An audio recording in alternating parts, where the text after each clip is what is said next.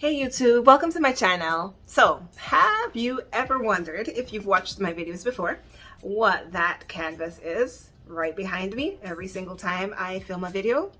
Well, if you've wondered, now is your time to find out. I am a huge, humongous, very big fan of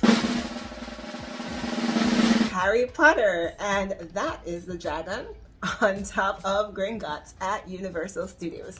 So I decided that I was going to make a Harry Potter themed shirt for me and my sister. So I made two matching pieces, one for her, one for me, and here's what they look like. So you may notice that the fabric is designed from the Murderer's Map, and that's from, well, I won't go into detail. Not everybody is as huge a Harry Potter fan as I am. But if you are interested in this fabric, I will link it in the description below if Joann's still has it. So I got it from Joann's Fabric. All right, so I'm going to take you through all the steps that I did in order to make my sister's shirt. And I'm going to take you through some of the steps that I did in order to kind of maneuver around that design in order to make an alternate design for myself. All right, if you like what you see on my channel, don't forget to press like, don't forget to subscribe, and don't forget to share this with a Harry Potter fan or somebody who likes to sew, or somebody like me who likes both. All right, enjoy the tutorial. All right, so it's Harry Potter night, both in my sewing room and on TV. I just watched Prisoner of Azkaban, which made me think of this wonderful Murderer's Map fabric that I got from Joann's a couple weeks ago. And I've been holding out for a special project, and today is the day. So I'm going to start off by making a cap sleeve shirt for my sister. So normally I would just fold my fabric in half and half again, but I want to save this fabric on that side for the sleeves. So I checked to see how much fabric I actually really needed, because I don't want to waste any at all. And I folded what I needed, which is that much, into half and then half again. So now we have our fabric folded into four. There's 4 layers of fabric here. And I'm going to take my shirt. This is just a regular, very cheap, maybe $6 t-shirt, very old. But it's going to make a great pattern because it has taken my shape over the years. And I'm going to fold this in half so that I can use it as my pattern. All right, so the first piece that I'm going to make is a piece for my sister. Notice that I've taken the shirt and moved it a little bit over so that I can make the shirt a little bit bigger. And so here are my sleeves. They're cap sleeves. I'm actually going to do the same exact style here, but I'm going to fold the cap sleeves in for now so that I can get the shape of the shirt. So I'm going to take my pins and pin the shape and then cut the shape out. So I pinned along the side and I pinned along the shoulder. Those are the 2 places that are going to have seams. And this will be an opening, so I didn't pin it. And also the neck will be an opening, so I didn't pin it. Now, this is a very deep V t-shirt that I'm using as my pattern. I am not going to use a deep V. I'm going to have a rounded neck. But I will decide on the shape of the neck later after I have a chance to try it on. For now, I'm just going to cut what I estimate the neck could potentially look like and not go too far down, because if I take too much off, I cannot put it back.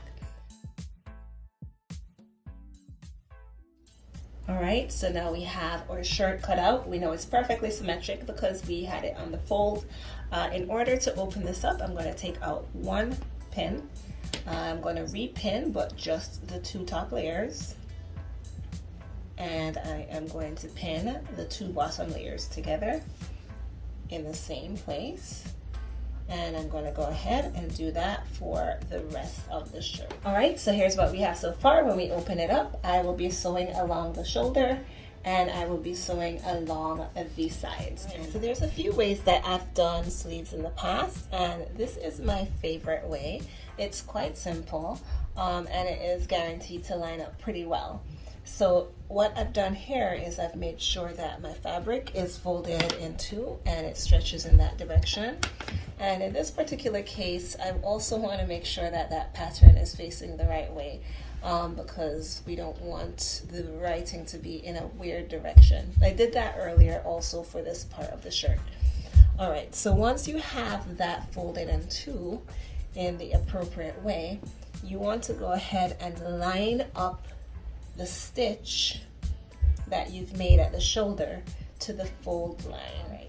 So now we have our seam and our fold on the same line, and I'm going to go ahead and I'm going to use my invisible pen to mark where our seam stops, and I'm going to do that here as well, where the side seam stops.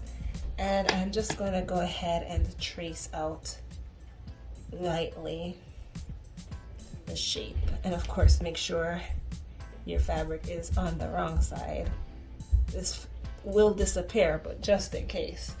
All right, so at that point, if this were a long sleeve, I'd probably take the shape of an actual long sleeve and trace it out, but it's a cap sleeve, so it doesn't matter if it's perfect.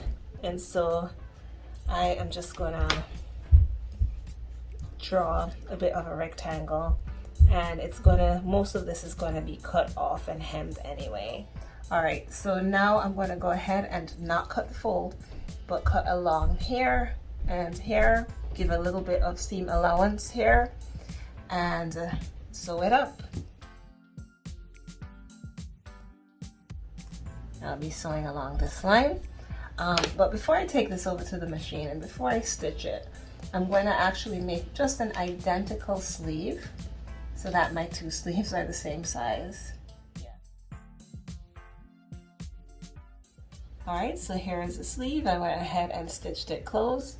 Now I'm going to turn it on the right side. So in order to attach the sleeve to the shirt, the way that I've found to be easiest is to turn the shirt on the wrong side, turn the sleeve on the right side, and stick the sleeve into the shirt.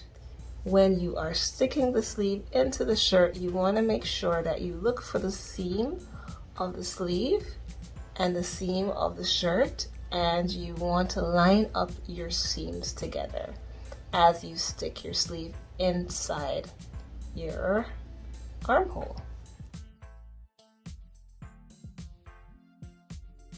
Make sure everything is lined up really well, and then we start to pin. All right, so I wanted to show you what that looks like when I'm finished pinning.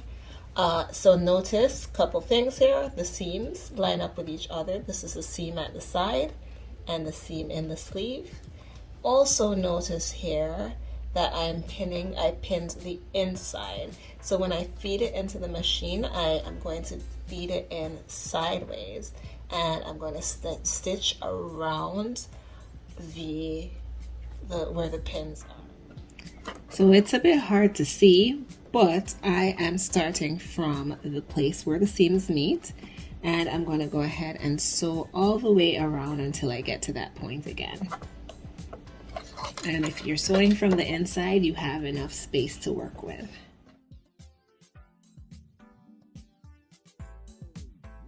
So our sleeve has been sewn on, and I am going to cut it later to the shape that I want it. So looks good. Looks good at the seam. Everything is perfect. No holes visible. All set. So here we have our shirt so far. I love how it's coming out. I have a little bit of regret of making it so long because my sister actually wants it much shorter, and that means I just wasted some of this fabric that I could have used for my own project, but that's okay. And the sleeves, as we already knew, are a little bit longer than I want them to be. Well, I tried this on to check for the length and put a pin where she wanted the length to fall. So I'm going to go ahead and add about an inch or an inch and a half for seam allowance. So I thought I was recording, but I wasn't. In order to get the length of my sleeves, I folded my shirt in half and I cut 1 inch off of everything at the same time. I wanted to make sure that I was cutting the same amount off of each sleeve so I wouldn't have one long sleeve and one short. So the last thing that I want to cut on this shirt is the neckline. So I actually really like that rounded shape of the neckline, and I want the back to be exactly the same, but I do want the front to go a little bit lower. So in order to cut the neckline at the front only, I'm going to fold the shirt in half, but just the front of the shirt. And everything that I do, I try to see if I can get help with the symmetry by just folding it. And once everything is symmetric, your clothes tend to look more professionally done. Of course, if you had a lopsided neckline, that would not look great, unless you wanted it that way on purpose, in which case, then perhaps it would work. Okay, so now I have the back of my shirt just over here. I'm going to try not to cut into that. Try really hard not to cut into that. And I'm just going to go ahead and make this neckline a little bit deeper. Just a tiny bit. All right, so now we can pin our hems. We have the hem at the bottom of the shirt, the hems at the sleeves, and the neckline. And then once we have everything pinned, then we take it to the sewing machine and we stitch everything up, and then we'll be done. All right, so for the second piece, I actually took all the same steps and made a little, very short shirt. This is actually not meant to be a crop top. It is going to be the top of a dress. Notice I put a pin in that part of the shirt, and the reason why is I am going to have a curved line going up the front, and I'm going to be joining the rest of the Harry Potter fabric down. And if that doesn't make sense, it will in just a minute. Another thing that I did in order to prepare for this piece is to sew a burgundy fabric to the bottom. And I did that because I actually think I want to make a t-shirt dress and not just another shirt. So I needed a bit more length to work with, so I am going to work with the length that this burgundy gives me at the bottom. Right, so here is the top part of my shirt or dress, and I have a pin marked here for where I want the curve to go up to, and I do know that I want the curve to end down here. I folded it in half, so again, as usual, I want everything to be symmetric, and I'm going to take my curved ruler to get a nice neat curve from those 2 points that I can use as a marker to cut the shape of the curve that I want. So I'm going to mark it out just a little bit below. I know I'm on the right side of the fabric, but I am going to cut off this fabric anyway, so it's okay for me to mark this with my invisible or disappearing ink. Alright, so now I have just the very top of what will become my shirt or dress. I put the top part of my shirt here over the fabric, and again the fabric is folded in 4 layers, and I am going to mark out a line for my seam right above where that burgundy cuts off. So as I mark this out, I realized I didn't want a curve in the back. Didn't want a curve in the back at all.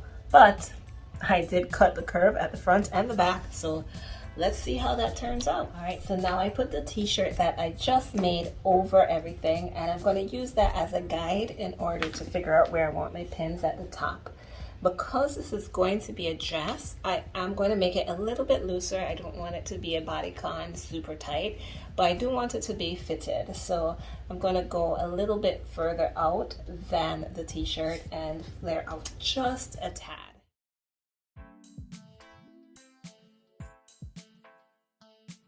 I tried it on. It looks good as a dress. I played around with the pinning. I didn't want it to be tight. I did want it to be fitted. So it is relatively fitted, but not too tight, and it's going to be relatively short, but not too short. All the perfect things, all the in-betweens that I like. All right, so I've sewn up my side seams, as you can see here, and I have pinned the top of the dress to the bottom. And so now I'm going to sew that together, hem everything, and I'll be done.